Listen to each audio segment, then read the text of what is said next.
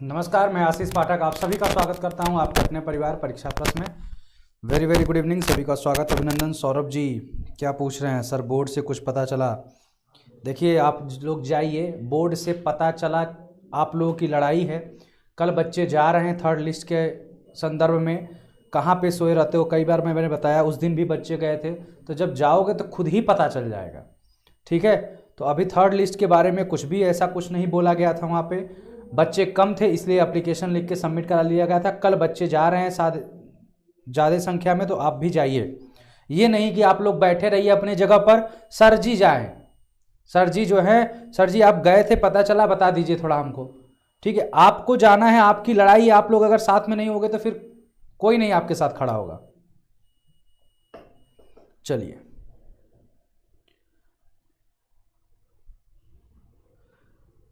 तो बताएंगे। तो यहाँ पर आप लोगों को 6 तारीख को बच्चों को जोड़ा गया था। उस दिन मैंने वीडियो में यही तो बताया था कि बच्चे जा रहे हैं, आप लोग जुड़ जाइए मंडे को। तो मंडे को आप लोग कोई पहुँचा ही नहीं, ये तो है आप लोगों की एकता। चलिए गुड इवनिंग, सभी का स्वागत है। एक बार सभी लोग सेशन को शेयर और लाइक ज़रूर कर दें। तो अभी आपने सब कुछ हिस्ट्री पढ़ लिया, उसका इनपुट डिवाइसेस आउटपुट डिवाइसेस सब कुछ पढ़ लिया। हार्डवेयर हमने पढ़ लिया, अब हम सॉफ्टवेयर को पढ़ेंगे। इनपुट डिवाइस, आउटपुट डिवाइस और मेमोरी को पढ़ लिया है। क्लास की यही टाइमिंग है। ऑलमोस्ट आज आपके क्लास अगर हो सकता है तो ख़त्म हो जाएगा। जो MS ऑफिस के पार्ट बचेंगे, वर्ड, एक्सेल, पावर पॉइंट, इसको MCQ के माध्यम से कवर करना, क्योंकि आप इसे पढ़ोगे तो लंबा जाएगा। 5 क्वेश्चन आना है, तो उसके लिए इतना डिटेल में नहीं जाना है। सिर्फ क्वेश्चन वाइज मैंने 9 घंटे की एक वीडियो दिया है आपको PRT के लिए, उसे आप अच्छे से देख लेना। MS ऑफिस रिलेटेड ही वो वीडियो है, वहीं से आपको क्वेश्चन मिल जाएगा, ठीक। तो सॉफ्टवेयर को आज स्टार्ट करते हैं।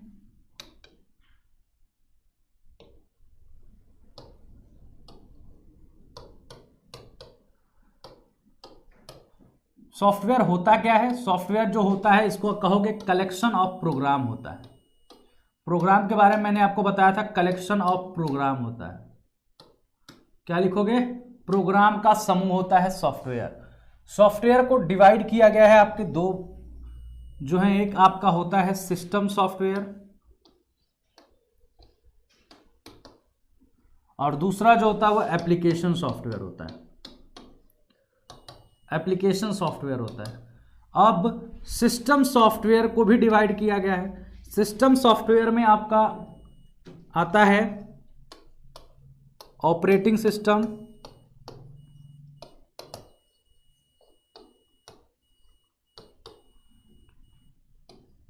यूटिलिटी सॉफ्टवेयर, डिवाइस ड्राइवर और लैंग्वेज ट्रांसलेटर।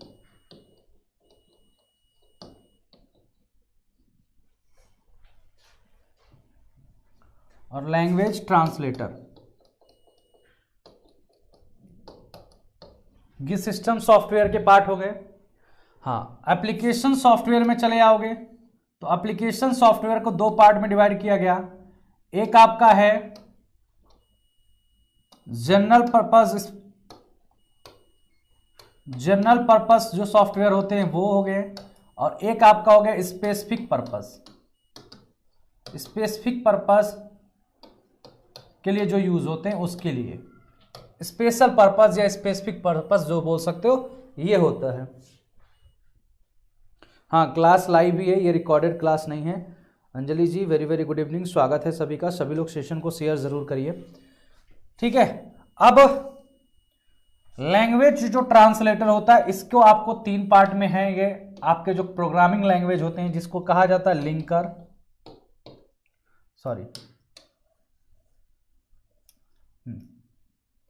यहां है आपका कंपाइलर,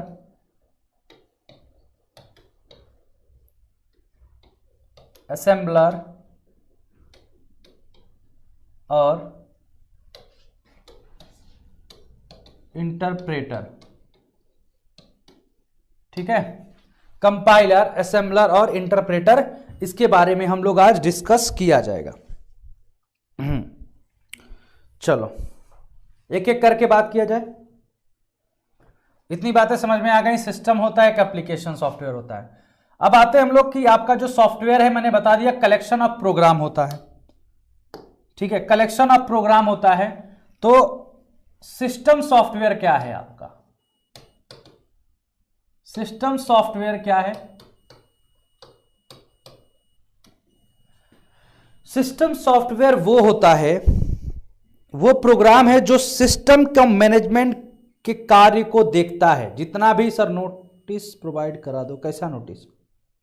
अच्छा नोट्स है, नोट्स आपको वहीं पे मिल जाएगा, आप चले जाओ, क्लास के नोट्स मिल जाते हैं वहां पे। सिस्टम सॉफ्टवेयर क्या है कि ये पूरे सिस्टम को क्या करेगा, जो भी आपका सिस्टम है उसको मैनेजमेंट, उसका मैनेजमेंट करता है, सिस्टम को मैनेजमेंट करेगा। ऐसा जो प्रोग्राम जो सिस्टम को मैनेजमेंट करे,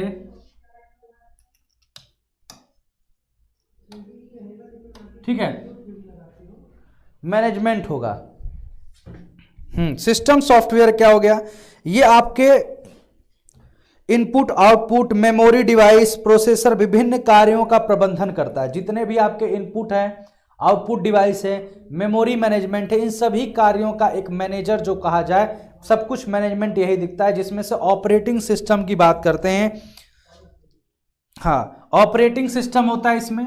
ऑपरेटिंग सिस्टम क्या होता है? ऑपरेटिंग सिस्टम एक कलेक्शन ऑफ प्रोग्राम होता है, कलेक्शन ऑफ प्रोग्राम होता है जिसके तहत डिफरेंट टास्क परफॉर्म किए जाते हैं, ठीक है। एक ऐसा प्रोग्राम होता है, कलेक्शन ऑफ प्रोग्राम है, एक सॉफ्टवेयर है ये भी, कलेक्शन ऑफ प्रोग्राम होता है जो परफॉर्म करता है, to perform a different task, ठीक है। जैसे आपके सिस्टम को मैनेज करने के लिए डिफरेंट टास्क पड़ता है, ठीक है, डिफरेंट टास्क परफॉर्म करता है, क्या करने के लिए? To manage, collection of program to perform a different task to manage, ठीक है। ये क्या है? Collection of program to perform a different task, किसके लिए परफॉर्म करता है? मैनेजमेंट के लिए परफॉर्म करता है, मैनेजमेंट के लिए परफॉर्म करता है, सिस्टम को मैनेज करने के लिए परफॉर्म करता है, ठीक है। अब यहां पर एक बात देखो, ऑपरेटिंग सिस्टम की अगर एक और डेफिनेशन बोल दिया जाए तो ऑपरेटिंग सिस्टम आपका क्या होता है? यूजर, एक बोलोगे क्या? एक इंटरफेस होता है, क्या होता है? एक माध्यम होता है, कि इंटरफेस होता है, interface between user and hardware, user और हार्डवेयर के बीच एक क्या है? इंटरफेस है। यूजर और हार्डवेयर के बीच में इंटरफेस का काम करता है, यूजर के इंस्ट्रक्शन को हार्डवेयर को एक्सेस करने जो भी होता है उसके लिए बीच में एक ऑपरेटिंग सिस्टम सॉफ्टवेयर का काम करता है। जैसे अगर एग्जांपल बताऊं,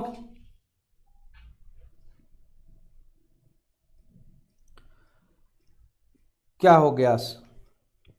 कॉन्टेक्ट नंबर और ईमेल नंबर यहां पे चल रहा है, वही कॉन्टेक्ट नंबर है, क्या जानना है आपको बताइए, ठीक है।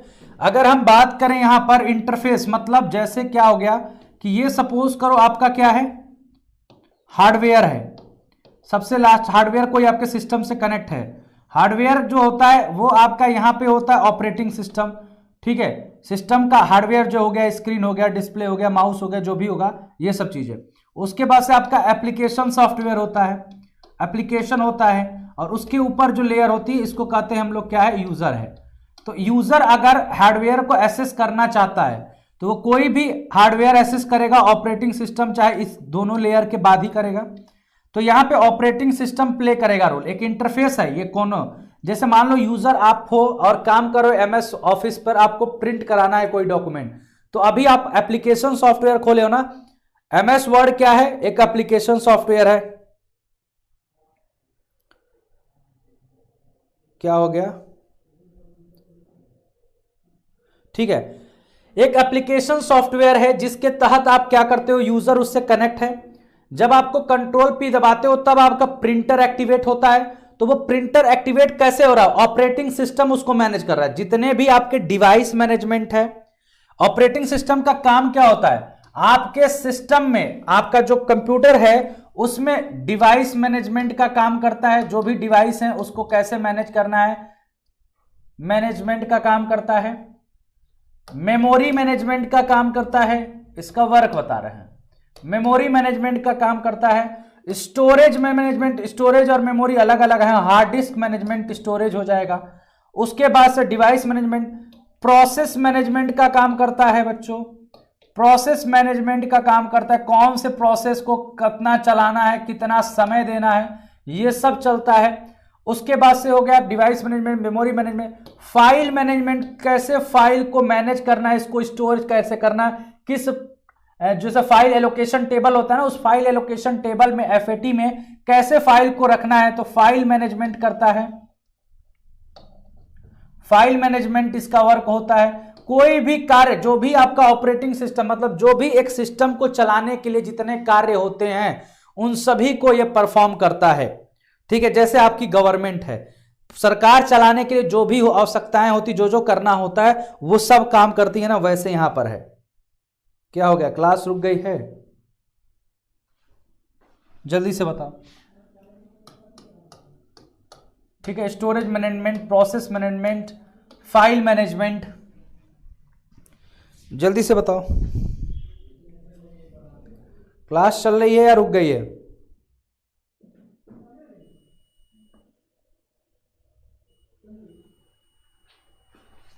चलो, तो ये काम हो गया आपको। तो इतना ऑपरेटिंग सिस्टम के बारे में जान लेना। अब इसी के बाद हमारा आता है क्या, डिवाइस ड्राइवर। डिवाइस ड्राइवर आप सब जानते हो, जैसे नाम ड्राइवर लिखा है तो ड्राइवर किसी चीज को चलाने वाला होता है ना, तो किसको चलाने वाला, डिवाइस को चलाने वाला ड्राइवर। डिवाइस को चलाने वाला ड्राइवर जैसे आपका हो गया माउस, कीबोर्ड,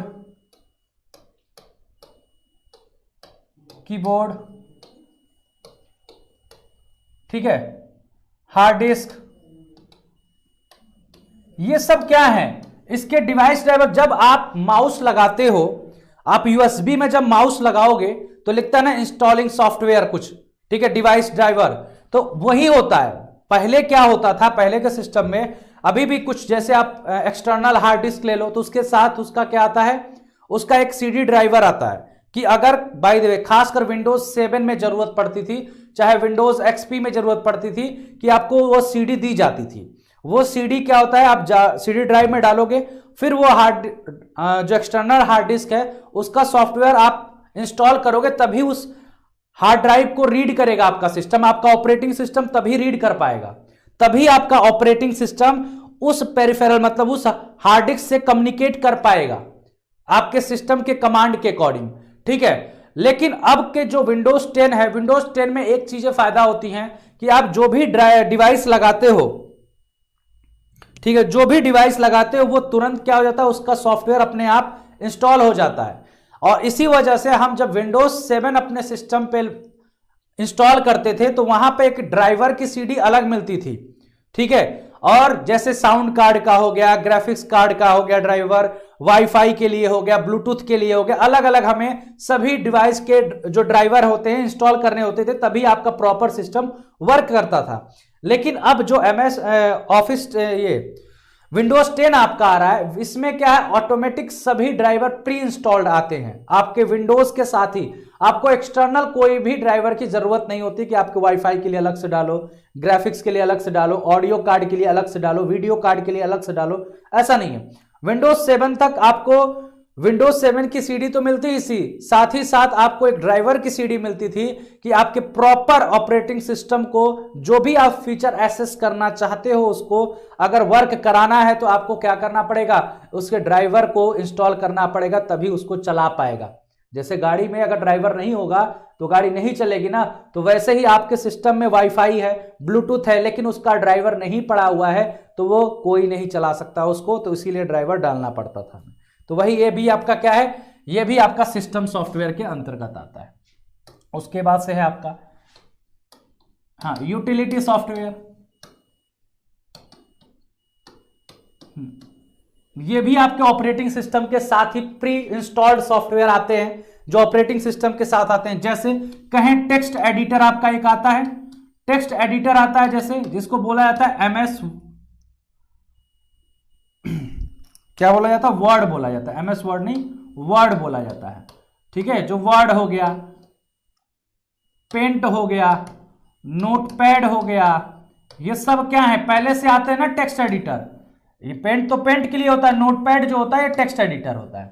ठीक है, तो ये सब इमेज व्यूअर जो होते हैं वो सब आपके पहले से आते हैं यूटिलिटी सॉफ्टवेयर में, ये आ जाएंगे।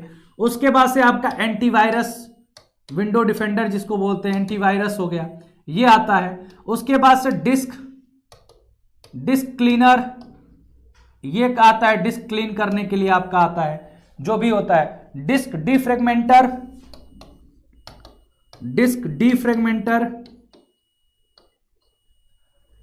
इसका काम क्या होता है कि जो भी आपके हार्ड डिस्क में अलग अलग फाइल पड़ी है, इधर उधर जगह पे सेव, मतलब एक तरह से उसका लोकेशन सेव होता है, उन सभी को, जो आपके बीच के स्पेस होते हैं उनको हटाकर फाइल को एक जगह एक व्यवस्थित क्रम में करता है, ये डिस्क डिफ्रेगमेंटर होता है।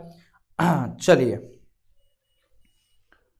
आप कर लेना, आपके ऑप्शन में आता है जब हार्ड डिस्क का पार्टीशन होता है ना, तो डिस्क पार्टीशनर भी आता है, डिस्क पार्टीशनर भी आता है, डिस्क पार्टीशन।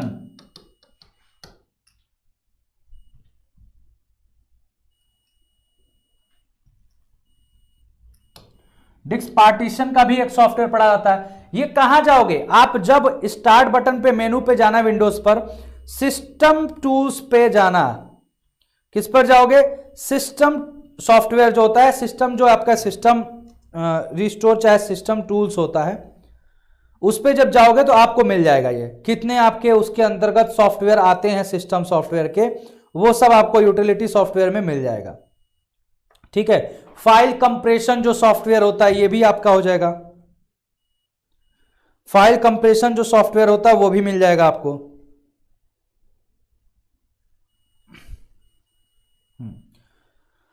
सिस्टम इंफॉर्मेशन में जाओगे तो वहां पे हार्डवेयर रिसोर्स होता है, कंपोनेंट होता है, सॉफ्टवेयर इन्वायरमेंट होता है, वहां पे भी आपको मिल जाएगा। सिस्टम ड्राइवर हो जाएगा कि कौन कौन से सिस्टम ड्राइवर हैं आपके, वो सब उसमें लिखा रहता है कि कितने सिस्टम ड्राइवर आपके काम कर रहे हैं। ठीक, चलो ये हो गया। उसके बाद से आपका एंटीवायरस मैंने बता दिया, वायरस बता दिया, डिस्क कंप्रेशर बता दिया कि कंप्रेस करने के लिए आता है डिस्क को। उसके बाद से बैकअप आता है, हाँ बैकअप के लिए आता है एक सॉफ्टवेयर।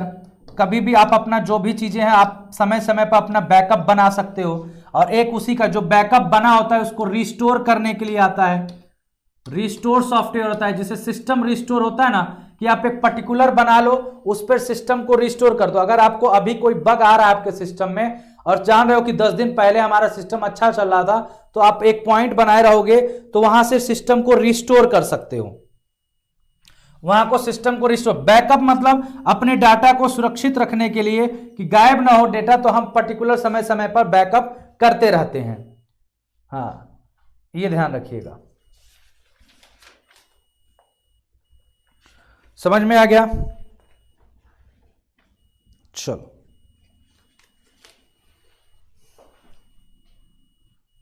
डाटा रिकवरी में आता है।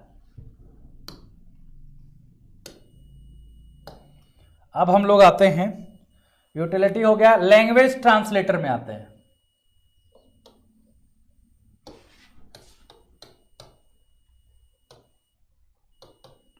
देखो जब भी आप अपने सिस्टम में कोई सॉफ्टवेयर इंस्टॉल करते हो ना, तो आपके सी ड्राइव में कोई भी सॉफ्टवेयर का जो कॉपी बनता है आपका किस में जाता है, सी में, क्योंकि उस सॉफ्टवेयर की जो सोर्स फाइलें होती हैं वो आपके ऑपरेटिंग सिस्टम के फाइल के साथ कनेक्ट होती हैं। ठीक है, तो वहां पे जब ऑपरेटिंग सिस्टम में जाओगे तो एक फोल्डर मिलता है, सी ड्राइव में जाओगे, प्रोग्राम 86 के नाम से, इसमें आपके जितने भी सॉफ्टवेयर इंस्टॉल करते हो उसकी फाइलें आपके इंस्टॉल हो जाती हैं। और ये प्रोग्राम फाइलें आपकी कहीं विंडोज फाइल से कनेक्ट होती हैं, विंडोज से कनेक्शन होता है इसका। अभी जब हम कोई भी सॉफ्टवेयर इंस्टॉल करते हैं अपने में, सपोज करो हमने कोई प्रोग्रामिंग के लिए या कोई टास्क परफॉर्म करने के लिए हम कैड का सॉफ्टवेयर इंस्टॉल कर लें, कंप्यूटर एडेड डिजाइन का कर लें, या कोई प्रोग्रामिंग करने के लिए C++, जावा, ये सब अगर हम सॉफ्टवेयर इंस्टॉल करते हैं तो वो एक लैंग्वेज है, चाहे सी हो गया, चाहे C++ हो गया, ये जावा हो गया, ये कैसे हैं बच्चों, हाई लेवल लैंग्वेज हैं, हाई लेवल प्रोग्रामिंग लैंग्वेज है। ठीक है, तो इन प्रोग्रामिंग लैंग्वेज को हम जो है समझते तो हैं, हमारे सब दिमाग में जब लिखा जाता है तो इसको हम जब पढ़ लेते हैं तो इसको समझने लेते हैं, समझ लेते हैं, लेकिन इसको कंप्यूटर को समझाने के लिए हमें ट्रांसलेटर की जरूरत होती है। हमें किसकी जरूरत होती है? ट्रांसलेटर की जरूरत होती है। मान लो कोई व्यक्ति, आप हो, आप यहां से साउथ चले जाओ, आप पर इंग्लिश नहीं आती है, सिर्फ हिंदी आती है, तो आपको समझाने के लिए वहां की भाषा को कोई ऐसा चाहिए मीडिएटर जो आपको बता सके कि ये क्या बोल रहे हैं, आपको हिंदी में बता सके। ठीक है, तो उसी के अकॉर्डिंग मैं बोल रहा हूं कि यहां ट्रांसलेटर होगा जो इस भाषा को मशीन भाषा में कन्वर्ट करेगा। मशीन भाषा में कन्वर्ट करके क्या करेगा? कंप्यूटर को समझाएगा कि जो भी प्रोग्राम इसके हैं वो कहना क्या चाहता है, वो कार्य क्या करना चाहता है, वो ट्रांसलेटर के थ्रू ही होगा। तो वही लैंग्वेज ट्रांसलेटर यही होते हैं। ये जब भी आप कोई इसमें से सॉफ्टवेयर इंस्टॉल करते हो अपने सिस्टम में, तो बाय डिफॉल्ट उसके साथ ये सॉफ्टवेयर इंस्टॉल हो जाता है और ऑपरेटिंग सिस्टम के साथ कनेक्ट हो जाता है। तो जब भी कंप्यूटर ओनली मशीन भाषा मतलब 0 और 1 की भाषा या बाइनरी भाषा को समझता है, बाइनरी लैंग्वेज को समझता है, ऐसी बातें हम कह सकते हैं। ठीक है, तो यही ट्रांसलेटर होते हैं। अलग अलग प्रोग्रामिंग लैंग्वेज में अलग अलग ट्रांसलेटर आपके काम करते हैं, जिसमें से बेसिकली 3 आपके मैक्सिमम एग्जामों में पूछा जाता है। ठीक है, वो क्या क्या है देखो। एक है आपका कंपाइलर, इसी में आपका है कंपाइलर।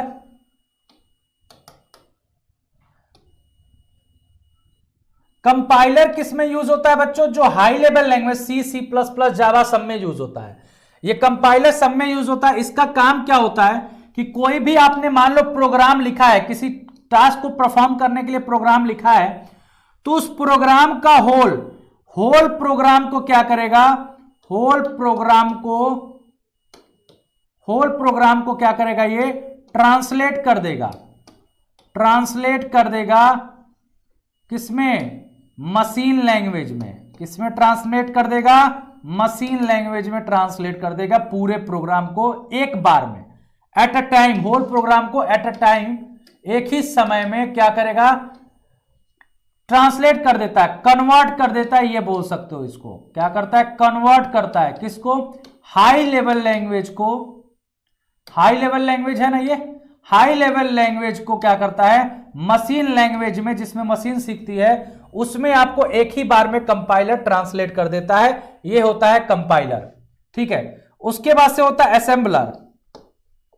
असेंबलर मैंने सेकेंड जनरेशन आपको कंप्यूटर पढ़ाया था, तो सेकेंड जनरेशन कंप्यूटर में जो भाषा यूज होती है, चाहे आपके प्रोसेसर में जो इंस्ट्रक्शन पहले से सेट होके आते हैं कि ये प्रोग्राम करना है, ये काम करना है प्रोसेसर को, तो उसको जो आपका इंस्ट्रक्शन होता है किस भाषा में लिखा रहता है? वो आपके असेंबली भाषा में लिखा होता है। और मैंने बताया था सेकेंड जनरेशन में जो आपके कंप्यूटर आए थे उसमें जो लैंग्वेज काम करती थी वो सेकेंड जनरेशन काम करती थी। तो उसमें कौन सी जो आपके ट्रांसलेटर काम करेंगे? उसमें असेंबलर काम करेगा, उसमें आपका असेंबलर काम करेगा। उसमें आपका क्या काम करेगा?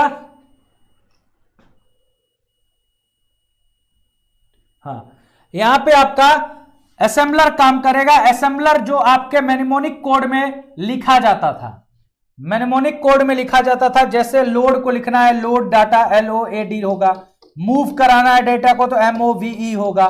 मशीन लैंग्वेज के बाद सेकेंड जनरेशन में यही लैंग्वेज आपकी आई थी, और इसके ट्रांसलेटर के लिए यूज होता है असेंबलर। ठीक है, असेंबली लैंग्वेज के लिए, किसके लिए? असेंबली लैंग्वेज के लिए जो यूज होता है वह असेंबलर होता है। ये भी एक ट्रांसलेटर ही होता है। ये आपका लो लेवल लैंग्वेज को क्या करता है? कन्वर्ट करता है मशीन लैंग्वेज में, मशीन लैंग्वेज में कन्वर्ट करता है। ये लो लेवल लैंग्वेज को करता है। और इसी के में अगर हम बात करें इंटरप्रेटर की, तो इंटरप्रेटर भी आपका क्या होता है? जावा में कंपाइलर और इंटरप्रेटर दोनों यूज होते हैं। इंटरप्रेटर का काम क्या होता है? इसका भी काम होता है कि हाई लेवल लैंग्वेज को क्या करता है? कन्वर्ट करता है या ट्रांसलेट करता है, कन्वर्ट करता है किसमें? मशीन लैंग्वेज में। सब तो वही काम कर रहे हैं, मशीन लैंग्वेज में ही कन्वर्ट कर रहे हैं, लेकिन जो ये इंटरप्रेटर होता है वो आपका जो कन्वर्जन करता है वो लाइन बाय लाइन करता है, एक एक लाइन करके क्या करेगा। मान लो एक प्रोग्राम है आपका यहां पर लिखा हुआ है, ठीक है, कोई प्रोग्राम लिखा हुआ है, तो ये एक लाइन को पहले ट्रांसलेट करेगा, फिर दूसरे लाइन को ट्रांसलेट करेगा, तीसरे लाइन को ट्रांसलेट करेगा। तो एरर इसमें बहुत जल्दी को मिल जाता है, ठीक है, और एरर को जल्दी हम हैंडल कर सकते हैं। लेकिन कंपाइलर में आपका पूरा प्रोग्राम एक ही बार में कंपाइल हो जाता है, उसके बाद वो एरर बताता है कि यहां एरर है, तो वो थोड़ा सा क्या हो जाता है, समय तो कम लेता है लेकिन उसमें एरर को सुधारने में समय ज्यादा लग जाता है, और यहां पर समय ज्यादा लगेगा लेकिन एरर फ्री रहेगा। हाँ, sequence line by line translate करता है। तो इंटरप्रेटर, असेंबलर और कंपाइलर में आपने अंतर समझ लिया क्या क्या होता है, काम सबका एक ही होता है। हाँ, जावा है, पाइथन है, ठीक है, C++ में आपके इंटरप्रेटर यूज नहीं होता है।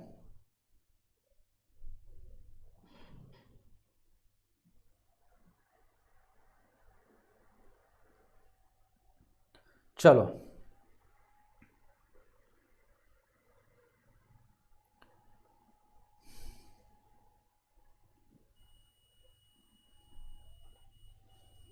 हाँ, थर्ड जनरेशन में आपका आया था Fortran, formula translation, COBOL, common business oriented language. ये क्वेश्चन पूछ देता है आपसे कभी कभी, ठीक है। इसका फुल फॉर्म क्या होगा? तो फॉर्मूला ट्रांसलेशन क्या होता है? फॉर्मूला थर्ड जनरेशन की लैंग्वेज है और हाई लेवल लैंग्वेज है, ट्रांसलेशन। उसके बाद से आपसे पूछता है कोबॉल का फुल फॉर्म क्या होगा, ये भी थर्ड जनरेशन में आया था। तो कॉमन बिजनेस ओरिएंटेड लैंग्वेज क्या होगा? कॉमन बिजनेस ओरिएंटेड लैंग्वेज, इसके फुल फॉर्म देख लेना आप लोग, ठीक है। चलो,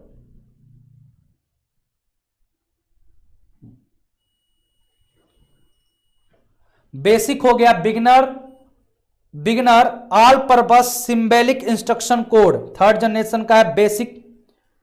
पास्कल हो गया, सी हो गया, ये सब आपके इसमें आ जाएंगे। चलो,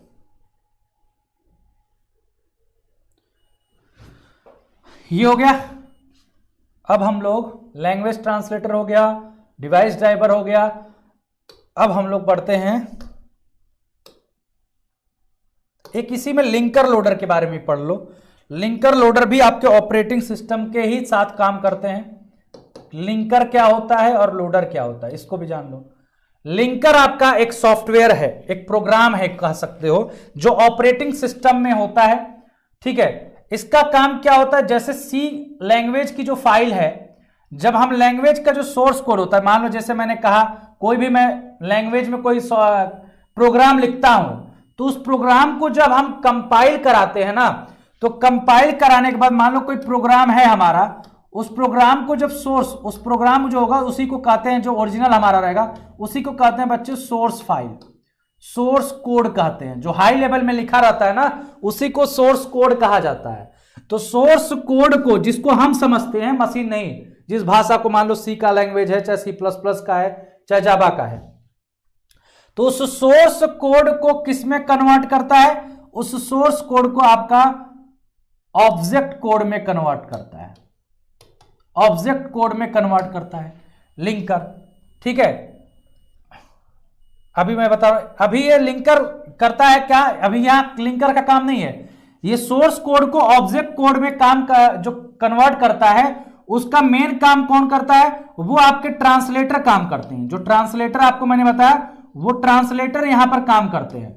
प्रोग्रामिंग के जो सोर्स कोड होता है उसको ऑब्जेक्ट कोड में बदलता है, उसके काम को कौन करता है? आपका ट्रांसलेटर करता है। अब वो ट्रांसलेटर आपके जितने भी प्रोग्राम में ऑब्जेक्ट कोड बनेंगे, एक सोर्स प्रोग्राम में एक आपका प्रोग्राम बनेगा, उससे कई सारे प्रोग्राम होंगे, ठीक है। तो उसके जितने ऑब्जेक्ट कोड होंगे उन सबको लिंक करेगा, और भी आपके सिस्टम के ऑब्जेक्ट कोड होंगे, उनसे आपके इस ऑब्जेक्ट कोड को सबको क्या करता है? लिंकर जो होता है, लिंकर लिंकर जो होता है इन सबको ऐड करके एक फाइल जनरेट करता है जिसको बोलते हैं EXE फाइल। ठीक है, एग्जीक्यूटेबल फाइल जनरेट करता है। ठीक है, जैसे कोई भी एप्लीकेशन में आपके बहुत सारे प्रोग्राम होते हैं, मान लो MS वर्ड है तो उसमें कोई आपका क्या काम करने के लिए, कोई MS उसमें वर्ड आर्ट के लिए अलग से प्रोग्राम है, सबके लिए अलग अलग है। टेबल बनाना है तो उसके लिए अलग से प्रोग्राम बनाया गया होगा। सभी पर्टिकुलर टास्क के लिए पर्टिकुलर एक क्या बनाया जाता है, प्रोग्राम बनाया जाता है। तो उन सबका जब हम कन्वर्ट करते हैं ट्रांसलेटर के थ्रू तो वो ऑब्जेक्ट कोड में सभी कन्वर्ट होते हैं और सभी के ऑब्जेक्ट कोड एक साथ प्रोग्राम के मिला लिए जाते हैं लिंकर के थ्रू, और फिर एक एग्जीक्यूटेबल फाइल आपकी बनाई जाती है। जैसे MS ऑफिस का जो आपका वो है, हाँ MS ऑफिस सूट है, तो उसको जब इंस्टॉल करते हो तो उसका एक एप्लीकेशन फाइल होता है, .exe के नाम से होता है, उसका सोर्स फाइल आपको नहीं मिलता है। तो उस MS ऑफिस में जब उसको इंस्टॉल करोगे तो उसमें आपको क्या क्या मिलेगा, उसमें आपको वर्ड भी मिलेगा, एक्सेल भी मिलेगा, पावर पॉइंट भी मिलेगा, मिलेगा कि नहीं मिलेगा, SS भी मिलेगा, उसके बाद से आउटलुक भी मिलेगा, सब मिलता है। जितने MS ऑफिस सूट के अंतर्गत आते हैं वो सब। तो MS ऑफिस सूट जब आपका सॉफ्टवेयर बनाया जा रहा था तो उसमें वर्ड का अलग से प्रोग्राम बनाया गया, उसमें एक्सेल का अलग से प्रोग्राम बनाया गया, उसमें पावर पॉइंट का अलग से प्रोग्राम बनाया गया। इन सभी के सोर्स फाइल को कन्वर्ट किया गया ऑब्जेक्ट के फाइल में। तो ऑब्जेक्ट फाइल एक ये बनेगा, ऑब्जेक्ट फाइल इसका बनेगा, ऑब्जेक्ट फाइल इसका बनेगा।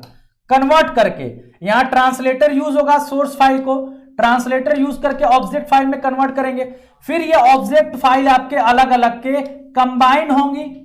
किसके थ्रू कंबाइन होंगी बच्चों, लिंकर के थ्रू कंबाइन होंगी। और लिंकर क्या करेगा, लास्ट में एक .exe फाइल जनरेट करेगा। और इसी .exe फाइल को हम लोग जब सॉफ्टवेयर को इंस्टॉल करते हैं तो उसको डबल क्लिक करते हैं तो वो ओपन होता है और आपसे पूछता है कि ये चीजें आपको इसमें मिलेंगी, तो वो आप टिक करके ले सकते हो।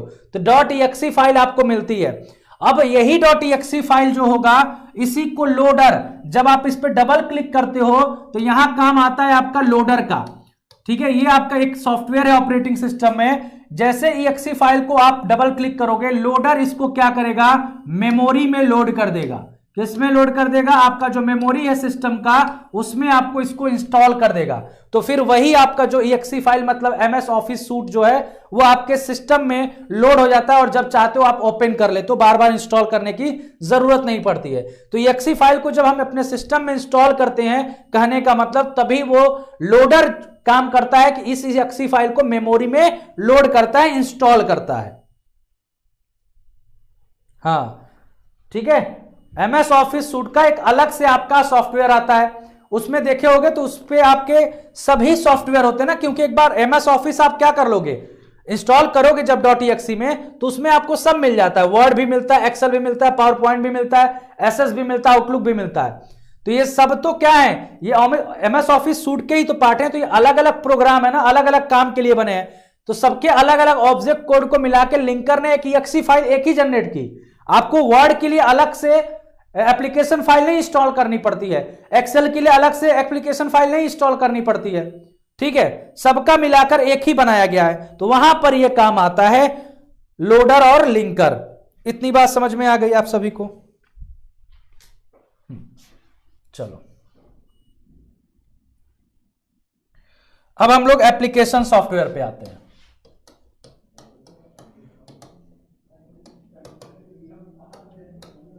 एप्लीकेशन सॉफ्टवेयर पे आते हैं, ठीक है।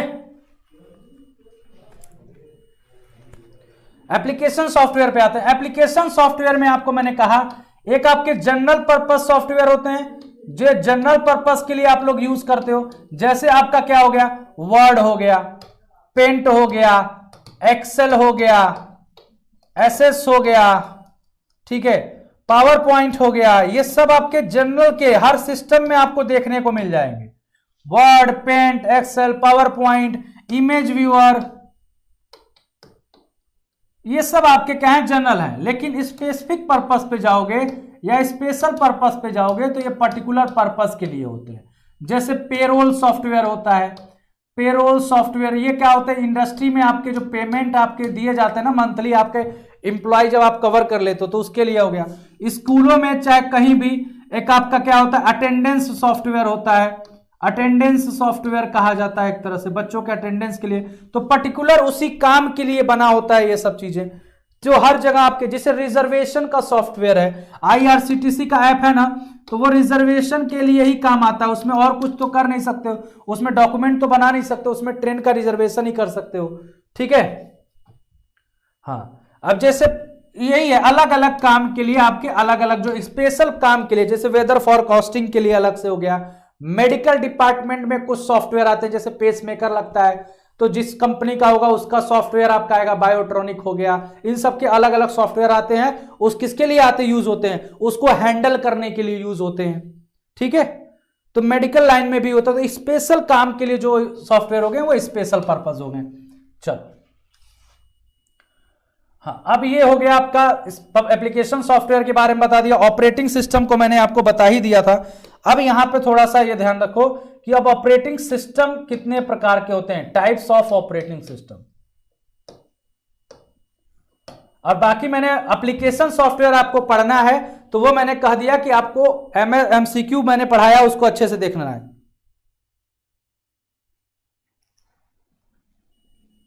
हाँ, एमएस वर्ड, पावर पॉइंट, ये सब चीजें आती हैं। अब यहां पे टाइप्स ऑफ ऑपरेटिंग सिस्टम, तो सबसे पहले फर्स्ट जनरेशन में आपको मैंने बताया था कि कौन सा यूज होता था, बैच ऑपरेटिंग सिस्टम यूज होता था। बैच ऑपरेटिंग सिस्टम में क्या होता था बच्चों, कि जो पंच कार्ड मैंने आपको बताया था ना, कि पहले ये इनपुट डिवाइस होता था पंच कार्ड। इस पंच कार्ड कुछ ऐसा होता था जिसमें होल्स होते थे 0 और 1 के फॉर्म में, ऐसे ऐसे। इसमें जो भी आपके क्योंकि फर्स्ट जनरेशन जब आपका कंप्यूटर आया था तो सबके पास, हर लोगों के पास कंप्यूटर थोड़ी था, जहां साइंटिफिक यूज होते थे, बड़े बड़े कैलकुलेशन होते थे, रिसर्च वालों के पास ही होता था। तो रिसर्च वालों के पास भी नहीं होता था, सबका मिला के एक जगह कहीं कंप्यूटर इंस्टॉल किया गया होता था, ठीक है। तो वहां पे लोग अपना अपना अलग अलग काम लेके जाते थे। मान लो कोई वेदर से रिलेटेड कोई काम कर रहा है तो वो अपने डाटा पंच कार्ड में लेकर जाएगा, कोई एटॉमिक एनर्जी पर काम कर रहा है, उसके कैलकुलेशन से रिलेटेड काम कर रहा है, जो भी संस्थाएं काम कर रही हैं वो अपने पंच कार्ड में अपना डेटा लेके जाता था। तो ऐसे ही आपका कोई एक हब होता था जहां पे आपका वो सिस्टम बैठा होता था, सीपीयू बना है फर्स्ट जनरेशन वाला, मान लो ये सीपीयू है, इसी से प्रोसेस करा के आपको रिजल्ट निकालना है, यहीं पे आपका फर्स्ट जनरेशन का कंप्यूटर है। तो अलग अलग काम के आपके क्या पहुंचते थे, आपका बैच, यहां पे जॉब, अलग अलग जॉब लेकर, इसको कहें अगर जॉब 1 पहुंचा, फिर ऐसे ही जॉब 2 लेकर पहुंचे, जॉब 3 पहुंचा, मतलब अलग अलग काम इसको मिलता था। यहां पे लोग जाते थे, ऑपरेटर को बोल देते थे, अपना पंच कार्ड दे देते, ये लो मेरा आउटपुट आएगा तो मुझे बताना, ठीक है। ऐसा होता था, घर घर तो होता नहीं था। तो अब ये बंदा जो ऑपरेटर होता था, इसके पास बहुत से कार्य आ जाते थे, वो क्या करता था, इन कार्यों को ना बैच में डिवाइड करता था। किसमें डिवाइड करता था बच्चों, बैच वाइज, बैच 1, बैच 2, ठीक है, बैच 3। जैसे स्कूल में क्या होता है, स्कूल में आपके बैचेस बनाए जाते हैं ना, कि साइंस का अलग बैच हो गया, मैथ्स का अलग हो गया, कॉमर्स वालों का अलग बैच हो गया, आर्ट वालों का अलग बैच हो गया। तो उनमें जो सिमिलरिटीज देखी जाती थी, तो जितने भी इसके पास कार्य आते थे, जो भी इसको सिमिलरिटी दिखती थी उसको एक बैच बना लेता था कि इसको एक बैच में डाल दो, और कोई काम दिखता था उसको दूसरे बैच में डाल दो। तो जिनमें जिस काम में उसको सिमिलरिटी दिखती थी वो ऐसा करता था, ठीक है। तो उसी के अकॉर्डिंग यहां पर जो भी होता था कि अलग अलग, अब मान लो बैच बना लिया, तो बैच में आपका जॉब 1 है, जॉब 1 का प्रोसेस यहां पर चल रहा है, सीपीयू को मिला गया है। अब जॉब 1 पे काम चल रहा है और काम चलते सीपीयू आपका काम कर रहा है, उसको प्रोसेस कर रहा है, उसका रिजल्ट, लेकिन बीच में उसने जॉब 1 जो है किसी का है, साइंटिफिक कैलकुलेशन चल रहा है, कुछ ऐसे ही बीच में यूजर से इनपुट आउटपुट का प्रोसेस चालू हो गया, सपोज करो। तो यूजर जब उसको इनपुट आउटपुट देगा, अब इसके प्रोसेस इसमें हो रहा है, जॉब 1 आया है, सीपीयू उसको मिला है, लेकिन कुछ समय बाद ये कहा कि मुझे इनपुट आउटपुट प्रोसेस करना है, इनपुट आउटपुट के लिए जाना है। तो जब ये इनपुट आउटपुट के लिए चला जाएगा बाहर, तो सीपीयू आपकी क्या हो जाएगी, आइडियल कंडीशन में हो जाएगा, मतलब खाली हो जाएगा।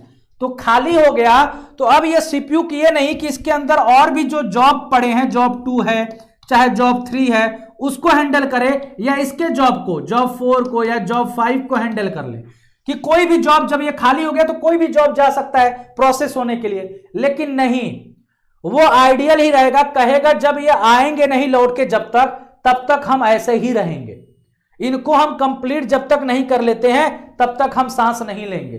तो जब ये फिर से इनपुट आउटपुट करके वापस आएंगे सीपीयू में, तभी इस प्रोसेस को पूरा किया जाएगा, उसका रिजल्ट आएगा, तब इसको भेजा जाएगा, भैया जाओ तुम्हारा बेड़ा पार हुआ, हमसे खत्म हुआ तुम। ठीक है, तो एक बार में एक प्रोसेस को लेता है ये ध्यान रखना, ये बैच ऑपरेटिंग सिस्टम होता था। इसी को कमियों को दूर करने के लिए, जो ये सीपीयू आपका आइडियल हो जाता था, इस कमियों को दूर करने के लिए दूसरा जो ऑपरेटिंग सिस्टम आया बच्चों, उसको बोला गया मल्टी प्रोग्रामिंग। क्या बोला गया? Multi programming. अब इसमें क्या है मल्टी प्रोग्रामिंग में, ये ध्यान देना, मल्टी प्रोग्रामिंग में मान लो आपका ये रैम है, रैम में आपके जो प्रोसेस होने होते हैं वो प्रोसेस आ जाते हैं, process 1, process 2, process 3, process 4, process 5, process 6, ये रैम की मेमोरी है, और यहां पे आपका सीपीयू है। ठीक है, मान लो प्रोसेस 1 आपका यहां पर आया, प्रोसेस 1 सीपीयू को मिला हुआ है, प्रोसेस 1 आपका काम कर रहा है इस पे, लेकिन बीच में ही प्रोसेस 1 कहा मुझे इनपुट आउटपुट के लिए जाना है, इनपुट आउटपुट के लिए जाना है, ये चला गया, सीपीयू आपका खाली था, लेकिन खाली नहीं रहेगा, वो कहेगा तुम भैया आ जाओ, P2 आ जाओ, तो जल्दी से आ जाओ, ये भाई साहब गए हैं P1। अगर P2 को भी कहीं जाना हुआ तो ये भी चले जाएंगे, तो कहेगा P3 तुम आ जाओ, लेकिन वो खाली नहीं बैठेगा, वो आइडियल नहीं होगा। ठीक हुआ, जो डिमेरिट सबसे पहली थी आइडियल होने की, वो आइडियल कंडीशन यहां पर खत्म हो गई कि सीपीयू कभी खाली नहीं। और जब सीपीयू आपका हमेशा यूटिलाइजेशन उसका होता रहेगा, तो आपके सिस्टम के जो परफॉर्मेंस होगा वो बेटर होगा। अगर आपका सीपीयू स्लो रहेगा तो आपका सिस्टम भी स्लो रहेगा। ठीक है, बहुत बहुत धन्यवाद इंदु जी। अब इसी को मैं आज पर्टिकुलर एक आप लोगों के एग्जाम्पल लेकर समझाता हूं, जैसे निधि हैं, भोजराज, गौतम जी हैं, इंदु जी आ चुकी हैं क्लास में हमारे। तो हमारे पास 5 स्टूडेंट हैं, सपोज करो एक निधि है, इंदु जी हैं, और कौन कौन है भाई? हाँ, हमें तो 2 ही 3 लोग दिख रहे हैं का, सोनिया है, सुनील है, चलो सोनिया है और सुनील है, मैंने इतने लोगों को लिया। मैंने कहा कि तुम लोगों को मैं 5-5 क्वेश्चन दिया हूं, ठीक है, ये टास्क है ना, ये आप लोगों को प्रोसेस करना है, टास्क दे दिया। आप लोग क्या हो, प्रोसेसर, प्रोसेस हो, एक प्रोसेस हो, एक वर्क हो, P1, P2, P2, 3, P4 करके। आप लोगों को मैंने कहा एक प्रोसेस हो, मैं आपका सीपीयू हूं, आपको मैंने काम, आपका काम है मुझे वो काम देखना है, आपके 5-5 क्वेश्चन है, आपने सॉल्व करके रखा है, मुझे उसको देखना है। मैं सीपीयू हूं, और सीपीयू के तौर पर मैंने निधि के 5 क्वेश्चन देखने के गया, ठीक है, अर्जेंट में। तो निधि के 5 क्वेश्चन में मैंने 2 क्वेश्चन देख पाया, हो सकता है निधि के पेरेंट्स की कॉल आ गई बीच में स्कूल में ही कि आपके टिफिन आया, जैसे स्कूल में होता था ना कि घर से बच्चे टिफिन नहीं लेके आते थे, कहते थे अच्छा कोई आता था, वॉचमैन आता था, वो बोलता था कि कौन है, निधि नाम का लड़का, इनकी टिफिन आई है, जाके ले ले, ऐसा सपोज करो ऐसा हुआ। तो निधि चली गई अपनी टिफिन लेने, इनका 2 क्वेश्चन ही मैं देख पाया था। तो अब मैं रुकूंगा नहीं कि जब निधि आएंगी तभी इनका मैं 3 क्वेश्चन और देखूंगा, ये चली गई तो मैं इंदु जी के पास चला आऊंगा और इनके 5 क्वेश्चन देखूंगा। अब मतलब शुरुआत करूंगा इनके क्वेश्चन देखने के। अब हो सकता है इनके भी 2 या 3 क्वेश्चन देखा, इनको भी कोई काम आ गया, ये भी चली गई, ठीक है, क्लास छोड़ के। तो ऐसे में रुकूंगा नहीं, मैं खाली नहीं बैठूंगा, मैं तुरंत अगले पर स्विच कर जाऊंगा, ठीक है। हाँ, यदि कहीं नहीं जाती है निधि, इनके मैंने 5 क्वेश्चन देखने हैं, तो सपोज करो इनके पूरे 5 क्वेश्चन देखूंगा, अब जितना भी मुझे समय मिला, 5 क्वेश्चन इनके देख लिया, नहीं कहीं जाना है, तभी मैं अगले पर स्विच करूंगा, ठीक है। तब इंदु जी के 5 क्वेश्चन देखूंगा, तब हम अगले पर स्विच करेंगे, ऐसे। तो ऐसे करने में क्या हो जाएगा बच्चों कि जो लास्ट वाला सुनील जी हैं, कहेंगे सर जी हमारे पास तो बहुत लेट आप पहुंच रहे हो, तो यहां पर, यहां से मुझे यहां से यहां जाने में जो रिस्पांस टाइम मिलेगा, मेरा जो उसको रिस्पांस मिलेगा बहुत लेट मिलेगा। क्यों बच्चों? मैं जब इस सुनील जी के पास पहुंचूंगा तो लेट में पहुंचूंगा ना, तो सुनील सोचेंगे सर जी मेरे पास बहुत लेट में आए हैं। रिस्पांस टाइम जो होगा कि मैं उसको जो रिस्पांस दूं वो बहुत देर में दूंगा, वो बहुत देर में दूंगा। समझ में आ गई बात? ठीक है, तो ये डिमेरिट इसकी थी, बाकी सब कुछ सही था। सीपीयू आइडियल नहीं हो रहा है, सीपीयू हमेशा चलता जा रहा है। मैं कभी खाली नहीं बैठूंगा। कोई ये चला गया, चाहे जितने भी क्वेश्चन इसने कराया, 2 कराया, 3 कराया, मैं आगे पे स्विच कर जाऊंगा, फिर आगे पे स्विच कर जाऊंगा। तो मैं अपने आप को खाली नहीं रखूंगा कि अभी आ जाए निधि या इंदु तभी मैं आगे बढ़ूंगा। ठीक है, तो जो रिस्पॉन्स टाइम है वो इसको बहुत लेट मिल रहा है। इसीलिए अगला जो कॉन्सेप्ट आया इसमें बच्चों, वो कॉन्सेप्ट आपका क्या आया, मल्टीटास्किंग का आया। मल्टीटास्किंग का आया, जिसको हम कहते हैं अदर शब्दों में time sharing. Time sharing operating system का कॉन्सेप्ट आया। ठीक है, टाइम शेयरिंग ऑपरेटिंग सिस्टम का कॉन्सेप्ट आया। हां, समझ में आ गया?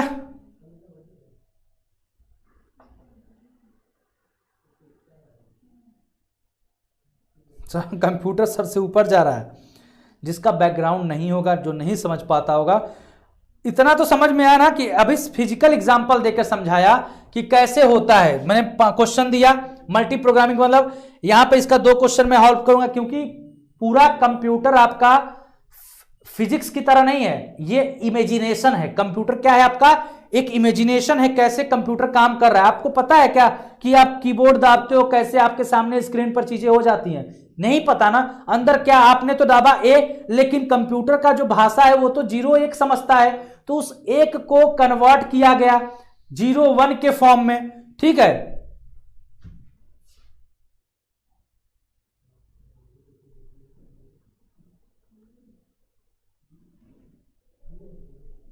वो अभी है नहीं, वो है नहीं, जब आएंगे तो पढ़ाएंगे।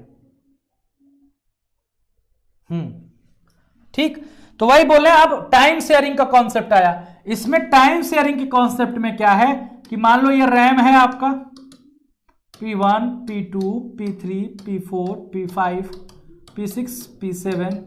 तो तुम लोगों को मैं इतना आसानी से समझा रहा हूं। अभी बीटेक उटेक वाले होते तो मैं हवा की तरह समझाता, क्योंकि उनको पता है, वो टेक्निकली है थोड़ा। ठीक है, और IMD में मैंने पढ़ाया है वैसे ही। अभी ये आपका सीपीयू है।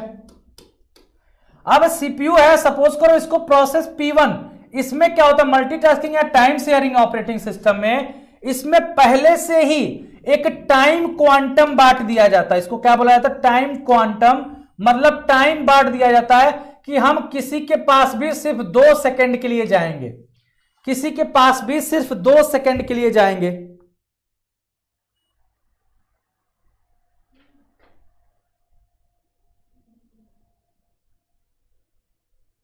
हाँ, बहुत बढ़िया निधि। कोशिश करने वालों की कभी हार नहीं होती। नहीं आता है लेकिन कोशिश करो। हर जगह अब आपके कंप्यूटर पूछा जाएगा, क्योंकि आपको वर्क भी तो कंप्यूटर पे करना है। तो यहां पे टाइम क्वांटम की बात किया गया कि हम पहले से ही टाइम दे देंगे सबको, कि ऐसा ना लगे कि निधि को मैंने ज्यादा समय दिया, इनको मैंने ज्यादा समय दिया, तो हमारे पर रिस्पॉन्स टाइम, जैसे सुनील जी कहें कि सर जी हमारे पास तो बहुत लेट आए, ठीक है, तब से इंतजार कर रहे थे। तो ऐसा नहीं है, सीपीयू सबको मिलेगा एक पर्टिकुलर टाइम के लिए। जैसे मैंने कहा कि यहां पर निधि जी हैं, इनका 5 क्वेश्चन है, इंदु जी हैं, और कौन कौन था, एक सुनील जी लास्ट में थे, बीच में कौन था, बीच में कौन था ये, अच्छा सोनिया जी थी। ठीक है, अब यहां पर देखो 5-5 क्वेश्चन है आपके। अब मैंने कहा 2 सेकंड के लिए मैं आपको भी मिलूंगा, 2 सेकंड के लिए इनको भी मिलूंगा, 2 सेकंड के लिए इनको भी मिलूंगा, 2 सेकंड के लिए इनको भी मिलूंगा। ठीक है, अब ये 2 सेकंड में यहां आया, 2 सेकंड में इनका जितना भी मुझे वर्क देखना था देख लिया। कहा अब 2 सेकंड से 1 सेकंड भी नहीं रुक सकता हूं मैं निधि के पास, तुरंत इंदु जी के पास आ जाऊंगा, फिर सोनिया जी के पास आ जाऊंगा। तो ऐसे करके जो रिस्पॉन्स टाइम होगा सुनील का, वो आपका मिला ना, जल्दी हो गया रिस्पॉन्स टाइम, कि मैं सीपीयू हूं, मैं जल्दी इसके पास पहुंच गया। तो ये चीज हो गई कि जब हमने टाइम शेयर कर दिया कि मैं सबको 2-2 सेकेंड ही दे सकता हूं, इसके अलावा नहीं दे सकता हूं।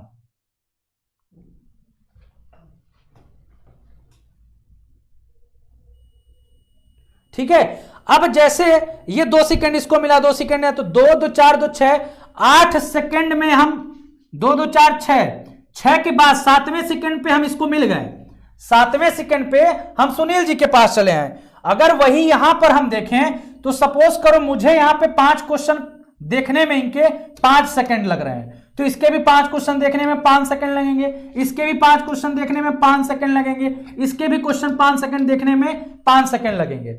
वो तब होगा जब किसी को कहीं जाना नहीं है, सब लोग बैठे हैं और सबको मुझे हैंडल करना ही करना है। तो 5 इसका देखेंगे, 5 यहां हो गया, 5 10 यहां 15, 16वें सेकंड में हम जाके सुनील को मिलेंगे। 16वें सेकंड में यहां पर हम सुनील को मिलेंगे। तो रिस्पांस यहां 16 सेकंड लग रहा है रिस्पांस टाइम। और जब हम इसमें आ गए कि हमने टाइम पहले ही बांट दिया कि निधि को भी हम 2 ही सेकंड देंगे, इंदु को भी देंगे, सोनिया को भी देंगे और सुनील को भी देंगे। तो यहां देखें 2 2 4 2 6, 7वें सेकंड पर ही हम सुनील को मिल गए। तो ऐसे जितने भी प्रोसेस होंगे, जब हम टाइम क्वांटम बांट दिए हैं तो हम सभी को पहुंच जाएंगे, सभी के पास पहुंच जाएंगे। तो सब खुश हो जाएंगे कि सर जी हमारे पास आए थे। ठीक है, तो यही चीजें हैं। हाँ, लिमिटेड टाइम होगा हर प्रोसेस के लिए, हर प्रोसेस के लिए उसके अकॉर्डिंग टाइम बांध दिया जाएगा, उससे ज्यादा उसको टाइम नहीं दिया जाएगा। तो इसी को टाइम शेयरिंग कॉन्सेप्ट कहा जाता है। अगला ऑपरेटिंग सिस्टम आया, क्योंकि वो उसकी डिमेरिट थी, उसको ये डिमेरिट को हटा दिया गया। अब अगला जो आपका सिस्टम आता है वो रियल टाइम ऑपरेटिंग सिस्टम होता है। Real time operating system, real time operating system 2 प्रकार के होते हैं। एक soft real time operating system होता है और दूसरा आपका क्या होता है, hard real time operating system होता है। Hard real time operating system होता है। ठीक है, तो ये समापन है अब आपका। हाँ, समझ में आ गया।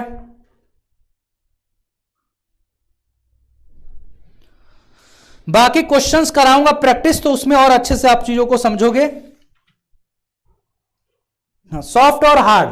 सॉफ्ट का मतलब थोड़ा सा टाइम डिले चलता है, इसमें टाइम डिले यहां पर चलेगा, टाइम डिले यहां पर चलेगा। टाइम डिले का मतलब कि डिले हो जाए समय में कोई दिक्कत नहीं। रियल टाइम का मतलब होता है एकदम रियल कॉन्सेप्ट। जैसे अभी हम जिस प्लेटफॉर्म पे आपको यूट्यूब पे पढ़ा रहे हैं, तो यहां पे मैं लाइव क्लास ले रहा हूं, तो जो बोल रहा हूं ऑन अकॉर्डिंग आपको पहुंच रहा है ना लाइव, तो ये रियल टाइम चीजें चल रही हैं, इसी को बोला जाता है। लेकिन हां, ऐसा भी नहीं है कि मैं जो शब्द बोल रहा हूं तुरंत आपको सुनाई दे रहा है, वही चीजें आपको भी चल रही हैं सेम, नहीं, कुछ सेकंड डिले चलता है। तो वो आपका यूट्यूब वाला जो हो गया, कैसा ऑपरेटिंग सिस्टम पे काम हो रहा है, आपके किस पे हो रहा है, टाइम डिले, वो भी कैसा टाइम डिले हो रहा है, soft real time operating system हो गया। और hard real time operating system का मतलब बोल दिया गया कि टाइम का डिले एकदम नहीं यहां पर चलेगा।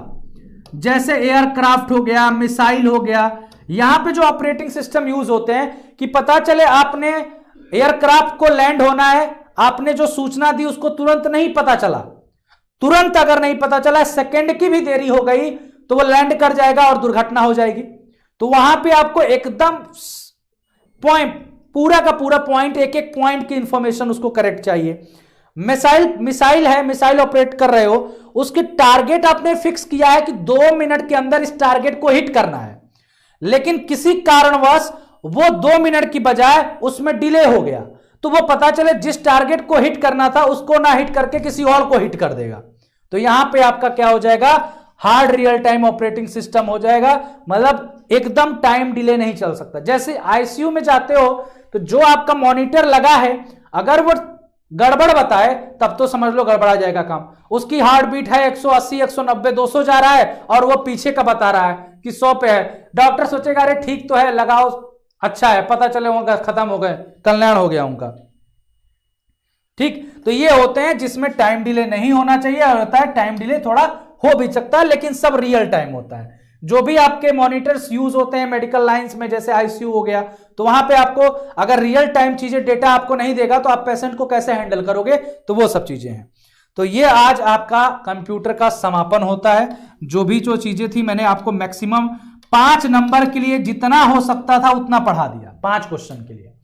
अभी आपका जो है 9 आवर की एक क्लास आपको यूट्यूब पे है मेरी, एमसीक्यू है, वो 9 घंटे की एमसीक्यू क्लास है, जिसमें आपको, क्योंकि अब एप्लीकेशन सॉफ्टवेयर पढ़ोगे तो वहां पे आप वर्ड, एक्सेल और पावर पॉइंट यही पढ़ोगे, तो इसी के क्वेश्चंस मैंने इस 9 घंटे में कराए हैं। जितने भी क्वेश्चन हो सकते हैं उसको पढ़ डालो, क्योंकि अगर इसको पढ़ोगे तो टाइम ही जाएगा, कोई मतलब नहीं बनेगा। आप एमसीक्यू देख लो 9 घंटे, ये आपके लिए सबसे सही होगा। बाकी 1 तारीख से जब भी आपका डेट कंसीडर होगा 1 फेब से हम आप लोगों को प्रैक्टिस स्टार्ट करेंगे। तो आज इस कंप्यूटर के 5 क्वेश्चन का जो बेसिक फंडामेंटल है वो मैंने पढ़ा दिया, बाकी आप लोग अपना पढ़ते रहना, ठीक है। 9 घंटे की वीडियो काफी होती है, हाँ करवा देंगे, 9 घंटे वाली वीडियो देख लो निधि जी। तो चलिए मैं इसी के साथ आप सभी से विदा लेता हूं, फिर रात्रि 9 बजे आपसे मुलाकात होगी सीडीपी के साथ।